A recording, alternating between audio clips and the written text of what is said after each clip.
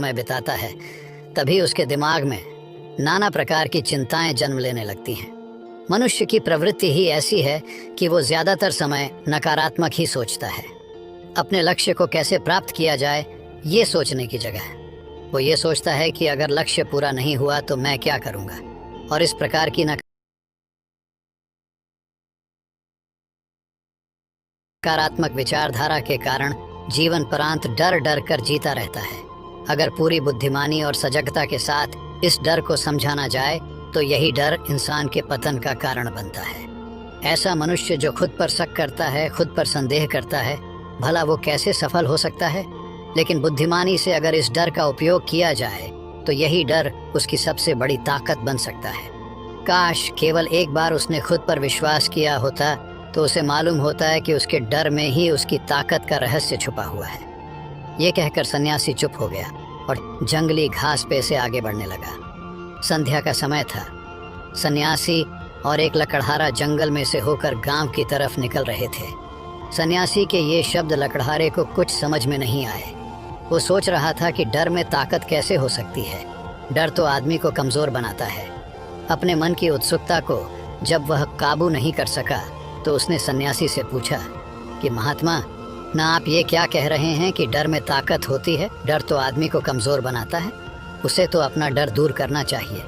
करारा अपनी बात पूरी कर पाता उससे पहले ही उसे एक शेर की दहाड़ सुनाई दी। शेर की गर्जन सुनकर लकड़हारे का रोम रोम कांप गया। उसके कान खड़े हो गए। जंगल से आती एक एक आहट उसे साफ सुनाई दे रही थी। उसके कदम वहीं पर जम गए थे, वो भी नहीं पा रहा था। उसे पता था कि थोड़ी सी हरकत उसकी जान जोखिम में डाल सकती है। उसका दिल तो तेजी के साथ धड़क रहा था, लेकिन फिर भी वो अपनी सांसों पर काबू पाने का प्रयास कर रहा था।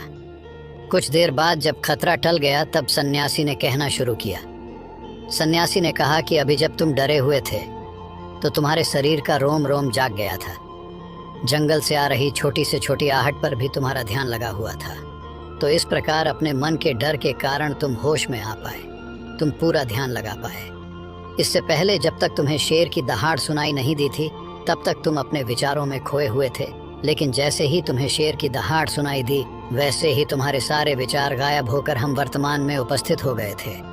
यदि तुम्हें अभी शेर से बचकर भागना होता या फिर उससे लड़ना होता तो तुम्हें अपने शरीर की वो क्षमता देखने को मिलती जो आज तक जीवन में तुमने खुद भी महसूस नहीं की होगी। जब कोई कुत्ता तुम्हारे पीछे दौड़ता है उस समय तुम्हारी जो रफ्तार होती है वो तुम्हारी आम जिंदगी से कहीं ज़्यादा होती है। साधारण जीवन में तुम इतने तेज़ नहीं दौड़ पाओगे जितना कि एक कुत्ते के सामने दौड़ पाओगे। ये ताकत या कहें कि हमारे शरीर की क्षमता भी देखने को मिलती है। जब हमारा मन डर में होता है, किसी डरावनी परिस्थिति में, हमारा मस्तिष्क और हमारा शरीर अपने उच्चतम श्रेणी में काम करता है। जो काम तुम आम जिंदगी में नहीं कर पाते वो तुम्हें डरा कर कराया जा सकता है। जहाँ पर भी तुम्हें डर का एहसास होता है वहीं पर तुम्हारी इंद्रियां पूर्ण रूप से सक्रिय हो जाती है। तुम्हारे कानों की सुनने की क्षमता तेज हो जाती है, दृष्टि एकटक हो जाती है, पूरी सजग हो जाती है, सक्रियता बढ़ जाती है। और जैसे जैसे वो डर खत्म होता है वैसे वैसे तुम सुप्त अवस्था में चले जाते हो। तुम सो जाते हो और तुम्हारे इंद्रिय फिर से आराम की स्थिति में चली जाती है। सन्यासी ने लकड़हारे से कहना जारी रखा कि परीक्षा से दिन पहले जो याद करने की तुम्हारी गति होती है वो साधारण याद करने की क्षमता से कहीं तेज होती है। सिर्फ एक बार याद किया हुआ तुम्हें परीक्षा के समय याद रह जाता है और तुम जानते हो कि ये सब परीक्षा के डर से ही होता है।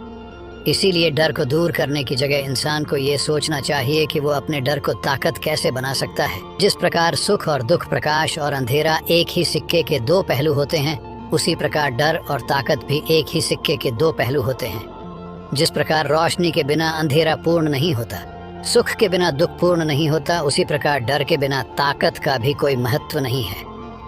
लकड़हारा सन्यासी के ज्ञान से बहुत प्रभावित हुआ, उनके चरणों में नतमस्तक हो गया और उनसे पूछा कि महात्मा, अंधेरे को तो दिया जलाकर रोशनी से भरा जा सकता है, लेकिन अपने डर को ताकत में कैसे बदले?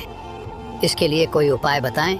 इस पर सन्यासी ने कहा कि डर दो प्रकार के होते हैं। सबसे पहला मानसिक डर और दूसरा शारीरिक डर। सन्यासी ने लकड़हारे को समझाते हुए कहना शुरू किया कि मान लो तुम्हें जंगल से होकर गुजरना है। और अचानक तुम पाते हो कि तुम्हारे मन में शेर का ख्याल आ गया। अभी तक प्रत्यक्ष रूप में शेर तुम्हारे सामने नहीं आया है ना, उसकी दाढ़ सुनाई दिए, मतलब दूर दूर तक कोई अंदेशा नहीं है कि जंगल में शेर मौजूद है, लेकिन शेर का ख्याल आने से तुम्हारे मन में एक डर पनप गया। अब तुम्हारा उठने वाला एक एक कदम उसी डर से अभिभूत होगा।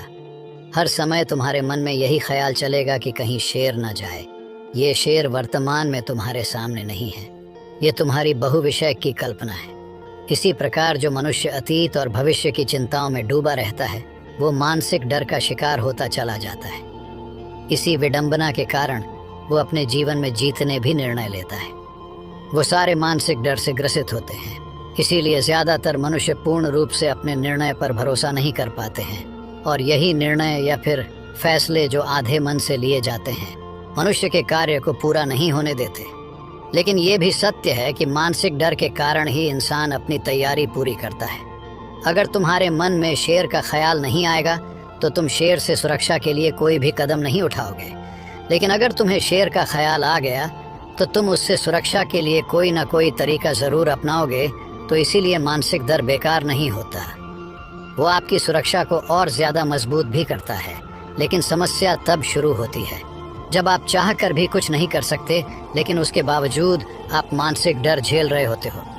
उदाहरण के लिए कुछ मनुष्य हमेशा ये सोचते रहते हैं कि उन्हें कोई बीमारी ना हो जाए, कहीं उनके साथ कोई दुर्घटना घट जाए, कहीं उनके साथ कोई धोखा ना कर दे। लेकिन इन सब घटनाओं पर उनका